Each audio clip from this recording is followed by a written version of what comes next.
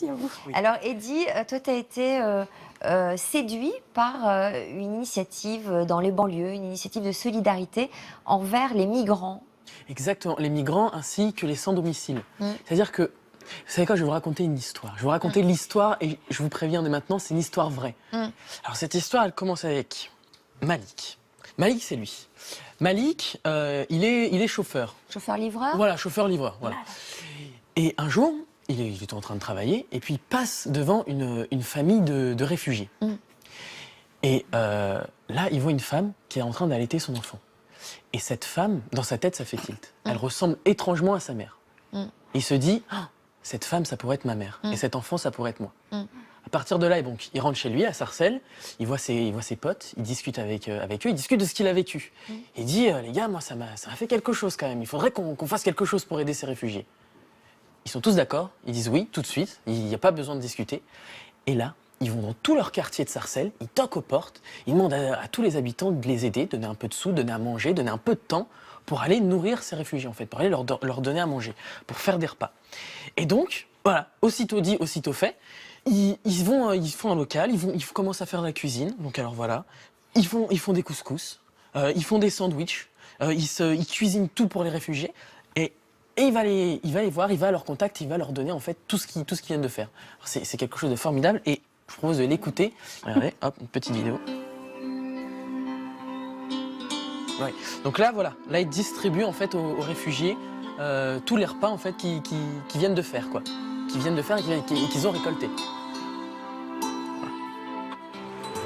C'est la distribution qui se passe comme ça là.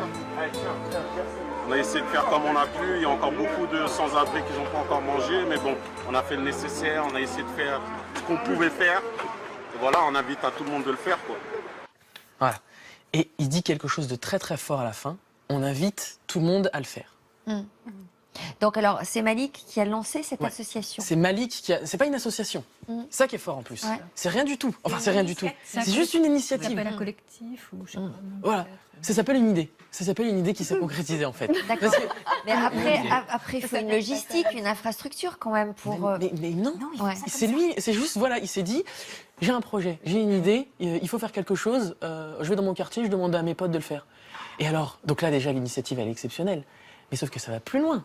Ça a fait un buzz. Il y a en quelques semaines, il y a eu plus de 100 000 vues, plus de 130 000 vues. Les gens ont tout de suite adhéré au concept. Et ce qu'il y a, c'est qu'à la fin, il propose aux autres quartiers donc de Sarcelles de le faire, de relever le défi. Il appelait ça un grand défi. Les autres quartiers ont dit OK, très bien. Il y a combien de quartiers en fait qui ont relevé le défi? Alors, ce qu'il y a, c'est que il y en a beaucoup. Au début, donc dans Sarcelles, donc il y a tout, il y a les quartiers. oui, voilà, tous les quartiers, tout le monde, toute la planète.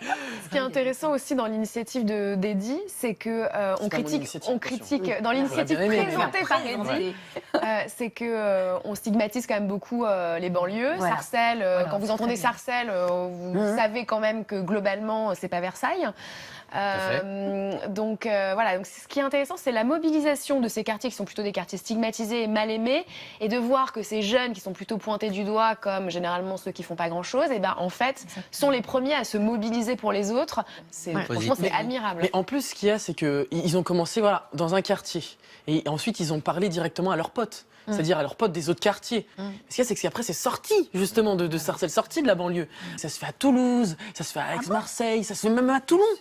Mais Ce qu'il y a, c'est que toujours dans des zones. dans des zones de banlieue ou dans des quartiers. Là où il y a des réfugiés. Ça se fait là où il y a, Ouais. où il y a des réfugiés, là où il y a besoin, en fait, tout simplement. Et ce qui est super fort, ce que le mec disait, c'est justement, il n'est pas une association, il fait pas ça dans un but religieux, il l'a pas lu dans un bouquin qui lui a dit c'est la parole de Dieu, il faut que tu fasses ça. Non, ce qu'il y a, c'est qu'il l'a fait parce que c'était humain. Et moi, justement, comme Émilie le disait, moi j'entends partout en banlieue, voilà, dans les banlieues, c'est quoi? C'est des racailles. Et ben si Malik, c'est une racaille, moi je veux être une racaille aussi. Ah non, parce que là, Bravo. je signe tout de suite. La conclusion. Dès maintenant, Ça va être racaille. Il n'y a pas eu de problème avec la police, parce que c'est illégal de toute façon. Même si c'est très bien, on sait que tous ces actes-là sont illégaux. C'est illégaux, et ben alors on est des révolutionnaires. Oui, Oh, oui, non, mais Pour l'instant, aucun c'est comme problème avec d'aller Qu'est-ce qui est illégal sur le fond si quelques-uns se d'aider réunissent? les réfugiés, de les loger chez soi. C'est Ah, non, Oui, d'ailleurs, il y a malheureusement, une polémique. Là, on c'est est pas- malheureusement illégal. On ne loge pas, là, on donne à manger. Oui, non, mais simplement. aussi Pour le ça moment. si on va plus loin. des rassemblements sur la rue, même de faire des consultations. Dimanche dernier, Ouais. j'ai aidé à faire des consultations à Stalingrad. On sait que c'est Des illégal. consultations On sait- médicales? Oui, on Ouais. sait que la police peut très bien venir et évidemment. nous déloger. Ouais. Mais les policiers sont humains quand même à un moment donné. J'ai logé aussi une famille d'Afghans chez moi pendant 4 jours. Je sais que c'est illégal.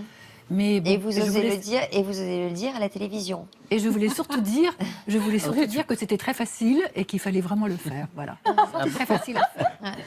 C'est qui la famille que vous avez logée? C'est une famille d'Afghans qui venait d'arriver de Kaboul. C'est une maman de 56 ans avec 2 grands garçons, 23 et 21 ans. Leur père avait été assassiné à Kaboul. Une des filles avait été enlevée par les talibans, dont ils n'ont plus du tout de nouvelles. Et ils arrivaient, ça faisait 5 mois qu'ils étaient partis, et donc ils arrivaient depuis 2 jours à Paris. Et on m'a demandé de les loger. Mais qui de vous a manière- demandé? Vous êtes en contact avec une association? C'est un collectif, pareil, qui s'occupe des réfugiés et qui m'a demandé si je pouvais les recevoir pendant 4 jours, ce que j'ai fait. Et même si, bon, c'est pas beaucoup 4 jours, mais et après ils sont partis dans une autre famille. Donc en fait, voilà, ce serait bien de trouver des familles qui puissent les loger même pour 3-4 jours. C'est bien, si toutes les familles le font, eh bien voilà, ils seront pas dehors. En tout cas,